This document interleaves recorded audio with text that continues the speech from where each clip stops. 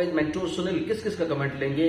शिवम का कमेंट लेंगे, रजिया शम्स का कमेंट लेंगे, उसके साथ हम लेंगे एकता अंजू का कमेंट, बबाए का कमेंट, अक्सा का कमेंट, वेदिका का कमेंट और लक्ष्मीदीप शर्मा का कमेंट। चैनल को सब्सक्राइब कर लीजिए, लाइक कीजिए, शेयर कीजिए, पूरी दुनिया में फैला दीजिए।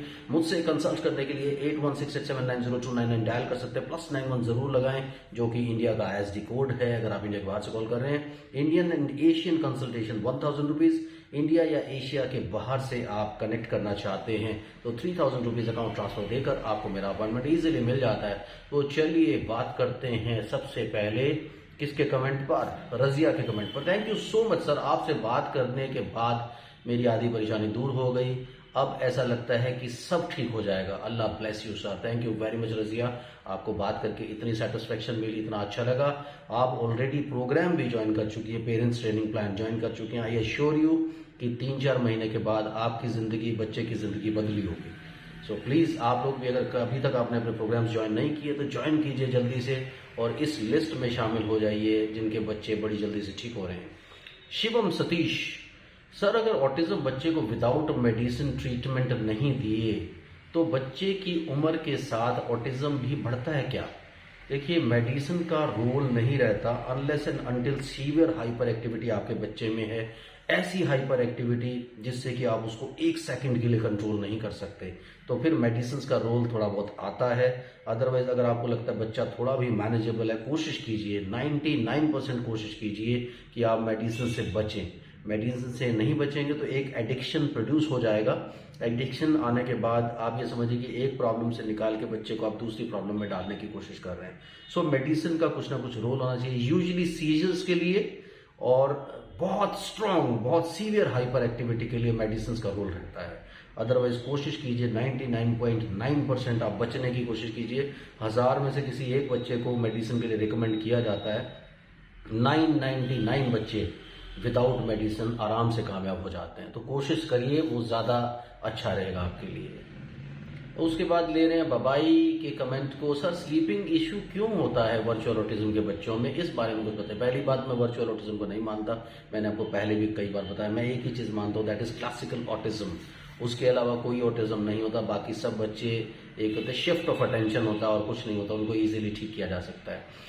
स्लीपिंग इश्यू इसलिए होता है क्योंकि फोकस और अटेंशन नहीं होता। और जब आप सोते हैं, आप खुद को भी देखिए, जब तक आप फोकस्ड नहीं है, आपके थॉट्स इधर उधर डाइवर्ट हो रहे हैं, तो आपको स्लीपिंग में खुद को भी प्रॉब्लम होगा। तो इन बच्चों में क्या होता है कि एक अंदर इंटरनल हाइपर एक्टिविटी रहती है जिसकी वजह से वो रिलैक्स नहीं कर पाते। रिलैक्स ना करने की वजह से स्लीपिंग इश्यूज आते हैं। यूजुअली ये बच्चे थक करके ही सोते हैं। अगर आप इनको ऐसे सोचें कि वो रिलैक्स कर ले तो रिलैक्स होना मुश्किल होता है, इसलिए स्लीपिंग इश्यूज आते हैं।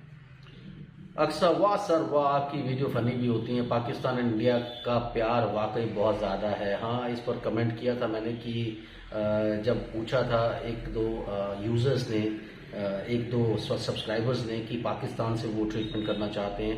पहले भी जितने लोग कर रहे हैं, हम लोगों को बहुत प्रॉब्लम आता है पेमेंट्स ट्रांसफर करने में, तो ये मैंने इसलिए कमेंट किया था। अदरवाइज मेरी तरफ से तो खैर पाकिस्तान को बहुत ज्यादा प्यार है, क्योंकि पाकिस्तान के बहुत सारे लोग मुझसे जुड़े हुए ऑलरेडी। जीनियस सर, कभी स्पीच थेरेपी प्लान्स भी प्रोवाइड कीजिए ना प्लीज। अक्सर एक्चुअली प्रॉब्लम क्या होता है कि अवेयरनेस के लिए चैनल को बनाया, थेरेपी प्लान्स बहुत सारे लोग बैठ करके शेयर कर रहे हैं, लेकिन जो प्रोफेशनल्स होते हैं उनका प्रॉब्लम सबसे बड़ा ये होता है कि वो किसी ना किसी ग्रुप या एसोसिएशन के साथ जुड़े होते हैं और हम लोगों को ये अलाउड नहीं होता कि हम सीधा थेरेपी प्लान शेयर कर दें।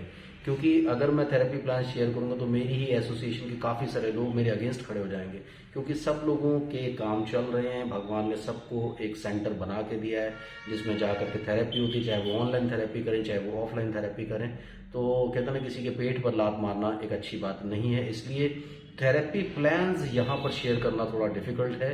लेकिन मैं आपको हिंट्स देता हूँ, मैं आपको अवेयर करता हूँ, उसके बेसिस पे भी कई लोग काफी अपना काम चला रहे हैं। तो चलिए अगले कमेंट पर चलते हैं। ये है वेदिका सैनी का, सर मेरा बेटा 2.3 इयर्स का है, मैंने 18 मंथ्स का था, आपसे डिस्कस किया था, बट फैमिली प्रॉब्लम्स की वजह से आपसे ट्रेनिंग नहीं ले पाई। खुद उसको ट्रेनिंग की थी, उसमें इम्प्रूवमेंट भी है, बट स्पीच प्रॉब्लम थोड़ी सी बची है। अब क्या करूं पूरी तरह ठीक हो जाए? एक्चुअली पता क्या है वेदिका, एज के साथ साथ और मैच्योरिटी के साथ साथ थोड़े से चेंजेस ज़रूर आते हैं, लेकिन अगर उसे 100% ठीक करना है तो ज़रूर ट्रीटमेंट प्लान लेकर के आगे बढ़ें ताकि बच्चे को 100% ठीक किया जा सके। ऐसे तुक्के लगाने से बहुत सारी प्रॉब्लम्स बाद में खड़ी हो सकती हैं। लक्ष्मीदीप शर्मा सर, पर जब बच्चे को ऑटिज्म और एडीएचडी हो तो कैसे पता करें कि ओडीडी है?